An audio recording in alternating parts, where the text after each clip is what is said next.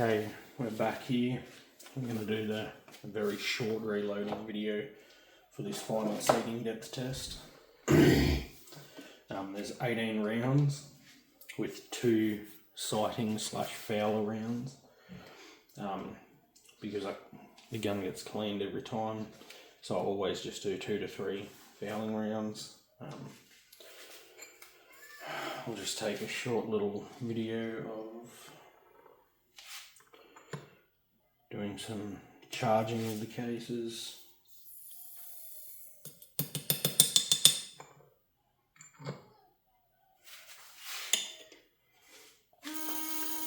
This is 40.7 grains of H4350, or in Australia AR2209.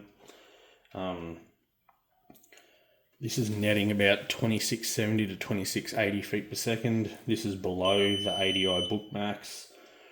The higher node was 27 something feet per second, but a couple of charges just after that was I was getting faint bolt lift, so I decided to use this lower node. That one threw over a bit. Let's see what that is now. Seconds, it's 40.5.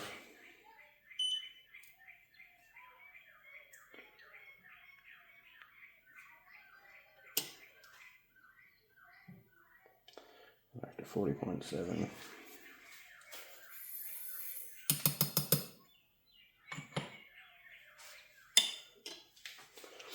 So I'll just get all of these charged up, and then what I'll do is I'll move the camera and the light as good as I can. It's a bit hard because it's trying to get in. I don't know if you can see it there. Basically where that powder's sitting in that orange tool bag behind it, plus the orange case it's sitting on. It's a very small space to try and get the stuff in there. But I'll try and get some footage of seating the actual projectiles. Okay guys, I've been fucking around with this die for about 15 minutes now. I've seated two of my fouling charges, which I seated shorter than what I wanted, but I've just snuck down on the longest of what was the first node to test. So I'll load 2 more at this length, and then I will switch to the next shortest node, the next shortest lot of cartridges, 3-shot group of cartridges, then so forth and so forth until I've done the rest of them. I've just been charging cases while I've been setting up the die to get this the fouling charges, and while I've been doing this one, and it is a pain doing it without the proper. See, that's just the normal bench rest die, and like, if you can spend the money, get the micrometer die. The Forster dies, as far as I can tell, aren't set up where they could even manufacture a separate, and just sell the micrometer adjuster. You'd basically be making this entire portion of the die again. It's not just a simple add-on to the top of the die like some of the other seating dies are set up. Oops, I bumped the tripod there. Anyway, I'm going to crack on with this because this has taken long enough already. I might do a short little recap at the end as well. Okay, I'm finally done. This was an absolute fucking nightmare with that die, just making minuscule adjustments all the time.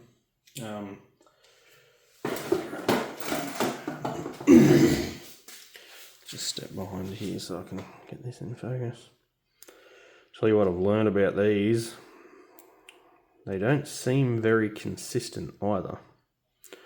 I don't know if it's just how I was working the press lever when I was seating the projectiles, but I had one where without adjusting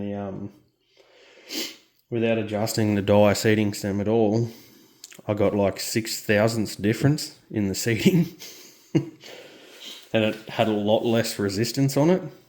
It's almost like it was very slightly undersized or something, the amount of resistance that I had seating it. And that changed the seating depth like dramatically. But I just filtered it into one of the shorter seating depths because it actually lined up only like 1,000th off or half a 1,000th off, I think it was. But these aren't even like long to short. They were short, then middle, then longest, and then like longest, middle, shortest. But I've got it all recorded on the phone that's recording this video, so I can number the targets and then reference back to what the actual seating depth was. But, so what have I got? 30, 38 rounds left after this. And if I find the best seating depth out of this, I'll load these up with that, and then I can just plink these off at the range, and then all 100 cases, or 99 after I put one through the Ampanilla, are then on the same number of firings, and then I can process them all again and load them all at the same time. Or load batches out of the 99 at the same time at least. I bumped the tripod again. I can't remember if I mentioned it, but my Lyman Case Prep Express shit itself. So all my case prep, chamfer deburr, primer pocket uniforming, primer pocket cleaning, I have to now do by hand, which slows reloading down a lot. Like, if you have one thing, if you've got some money and you've got one thing that you want to get that'll speed your reloading up, get one of those case prep centers. Doesn't really matter which brand, but you at least want it to have enough stations on it so that you can chamfer, deburr, primer pocket clean, and then when you're starting new brass, at least if it's only got 3, you can just swap out your primer pocket cleaner for a primer pocket uniformer.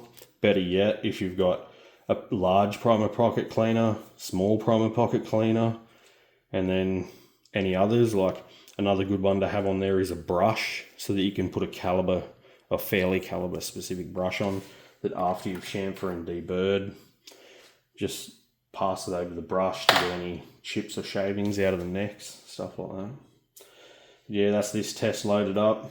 I think this is a good example of it. I don't know if the camera will pick it up. See if I can angle it. You can just see it shining in the light there. There's a ring, there's 2 separate rings left on the projectile. One from the seating stem and the other from the comparator that I was checking the lengths with, the base to ogive lengths with. That's just my little Hornady. I originally got the comparator with the headspace gauge kit, and then I've just purchased the 6mm projectile comparator, and I'll get another one as well for 25 because my other nut thing that I use doesn't have 26 or 25 cal on it. But yeah, that's just a recap of reloading this. I just got to empty the powder dispenser back into the bottle of powder, and yeah, that's this one done. I might take some footage at the range when I shoot this test. I might not. It just depends how busy and sort of quickly I want to get home from the range, because it does take a long time. It's an hour and 15 minutes there, hour and 15 minutes back now. Okay, I'll catch you in the next one.